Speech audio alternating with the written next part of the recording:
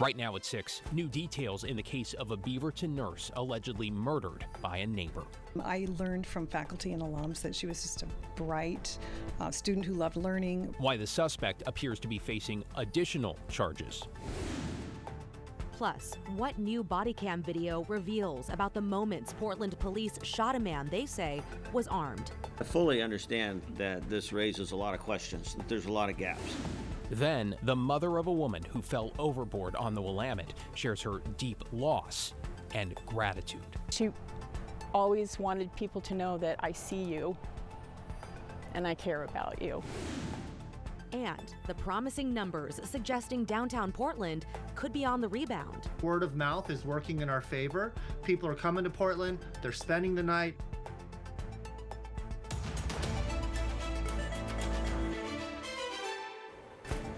Good evening, everyone. We begin at 6 with a Beaverton man accused of murdering a nurse and now facing new charges. Thanks for joining us. I'm David Molko. And I'm Christine Pitawanich. 27-year-old Bryce Schubert, who lived in the same apartment complex as Melissa Jubain, is facing charges of kidnapping and abuse of a corpse. Joe Ranieri was in court this afternoon and has the latest from Hillsborough. So, Joe, what did you learn in court today? Well, David and Christine, what happened in court earlier today was pretty just kind of self-explanatory. The suspect, the 27-year-old suspect, made his first court appearance via video court, and his court-appointed attorney pled not guilty for him. As for the judge, they denied bail. I did speak with some staff at the University of Portland who are still shocked about what happened. Good afternoon, Judge. 27-year-old Bryce Schubert was scheduled to make his first court appearance on Monday. Instead, a court-appointed attorney entered a not guilty plea for him, and a judge denied bail. Schubert was Jubain's neighbor and is now facing second-degree murder charges. Jubain worked as a nurse at Providence St. Vincent Medical Center. She was reported missing on the morning of September 4th after she didn't report to work, and her body was discovered late last week. I learned from faculty and alums that she was just a bright student who loved learning. The dean of the nursing program at the University of Portland says her staff on campus still can't believe what happened. Well, it was really devastating. I mean, when you think about someone who's an alum, because we're a very close community of University of Portland alums, plus a very close nursing community. When you think about a loss like that, it was devastating and shocking. September Nelson was one of Melissa's professors when she was going through the nursing program at the University of Portland. She was always happy. Really, like I have images of her in my brain. Like I remember a specific class that I had with her, and she worked so closely with her colleagues. Jubain had recently got married, and the one thing that September has been thinking about over the weekend? It really was devastating, not only as a faculty, like I always have a relationship with my students, and I slip and call them my patients sometimes because that's how I feel like I care for my students. Is her family and husband, who are just starting a life together. Just really thinking about her family and honestly thinking about her and hoping that she is at peace. Now, you guys, the dean of at the University of Portland nursing program told me they are in the process of trying to plan a memorial service for Melissa, and there's in fact a memorial service going on right now at Ridgewood View Park. That's in the Cedar Hills area. The suspect will be making another court appearance later on this month. Back to you. Such a tough story. I'm sure that vigil is well attended. Thank you, Joe. Developing now in Clark County, the sheriff's office is investigating a report of a man trying to kidnap a 14-year-old high school student. Well, the 911 call came in around 9:45 this morning, though authorities say the incident apparently happened around 8:15 near Northeast 76th and 122nd Avenue. That is not far from Heritage High. The Clark County Sheriff's Office saying the student reported that a man came out from some bushes, grabbed her from behind, then tried to put some sort of fabric over her face. Authorities say she told them she was able to get away and ran to school. Deputies described the suspect as a man with light brown skin, about 5'9", black hair, and a slender build. He was wearing oval-shaped glasses and a black hoodie and pants at the time, and a black disposable medical mask. We are working to learn more. Anyone with information should contact the Clark County Sheriff's Office. Also developing in Clark County, Vancouver police say they arrested 2 armed 18-year-olds near Mountain View High this afternoon. Officers say they were responding to a threat on social media to confront and shoot a student there after class.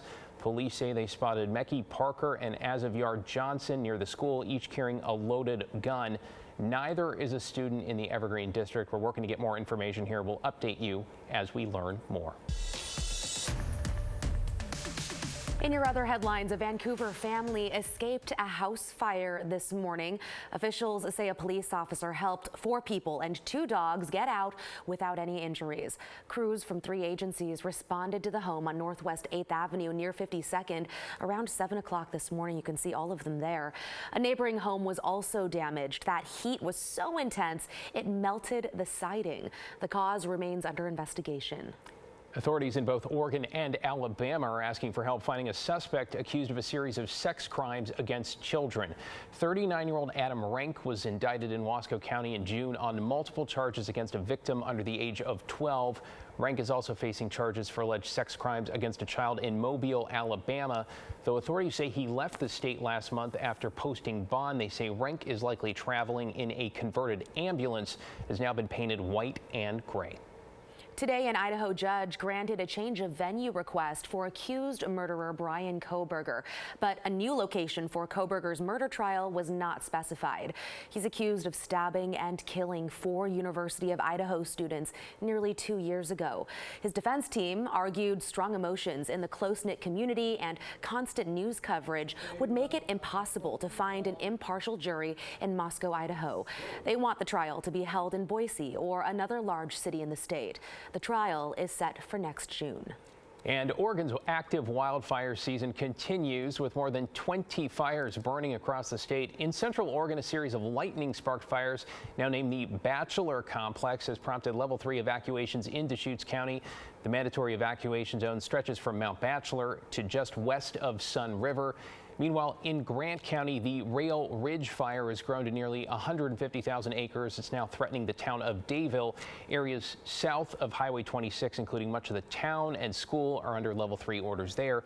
FEMA funds have now been released to help with that fire due to the threat to homes and infrastructure. Matt? All right, David, looking south from our sky cam at Timberline Lodge, we don't see nearly as much smoke or haze as we did from the wildfires in central and southern Oregon last week. We can see Mount Jefferson. It's a little bit hazy, but it's greatly improved. 65 degrees up at 6,000 feet right now, helping the cause. But you can see fires here, here, all producing smokes, just the wind has changed. So the valleys have cleared out, but there's still smoke near and around those fires. And those fires could really use the benefit of some rainfall, right? Here's a look at where the actual fires are burning in Oregon.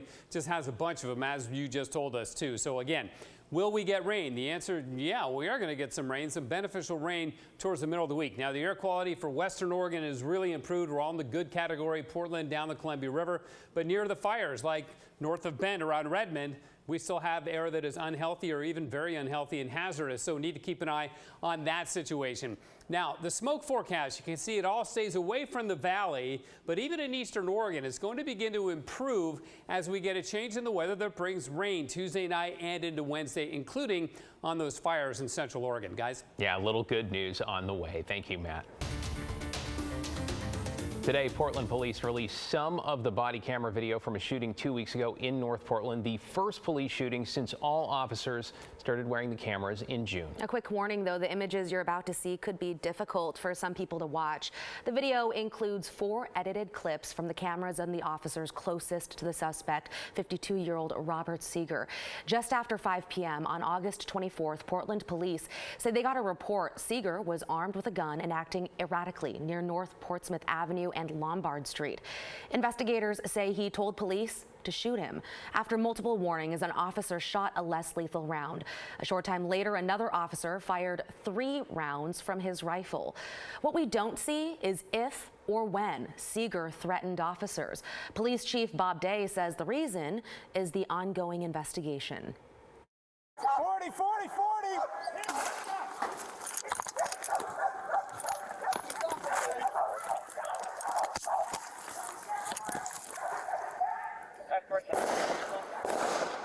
I fully understand that this raises a lot of questions, that there's a lot of gaps. I want to recognize that right on the front end. That's intentional. Seeger was taken to the hospital and later booked in jail. He pleaded not guilty today in court.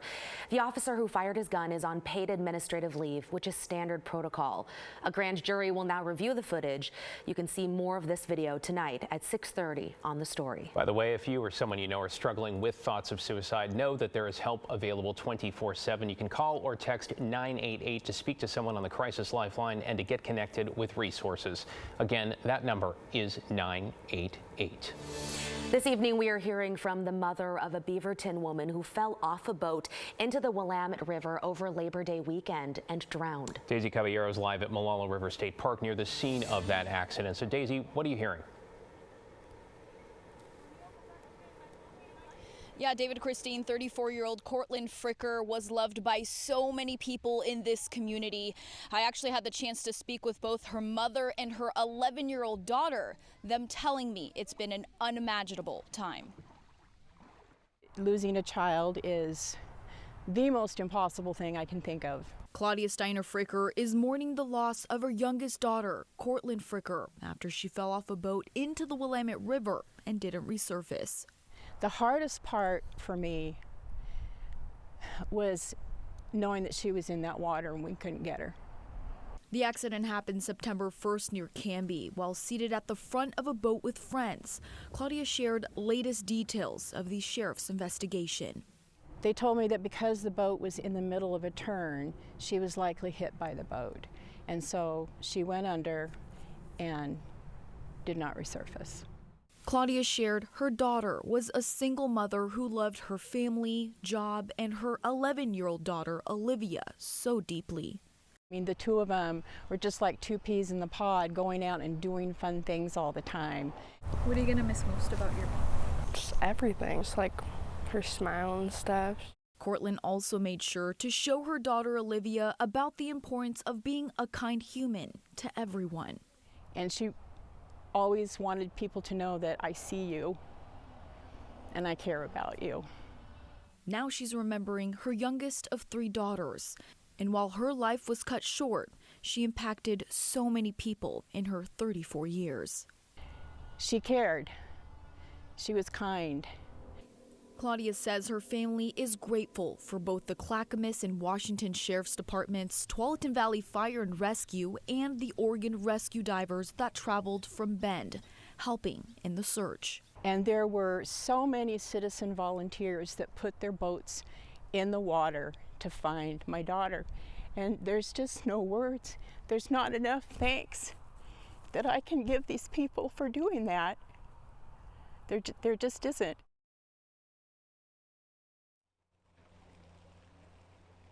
Now, the family tells me that they held a celebration of life for Cortland this past Saturday and thanks every single person for going. Now, if you would like to help the family with the funeral expenses, we have a GoFundMe page, their page on KGW.com. David and Christine, back to you guys. Daisy Caballero along the river this evening. Daisy, appreciate your reporting there.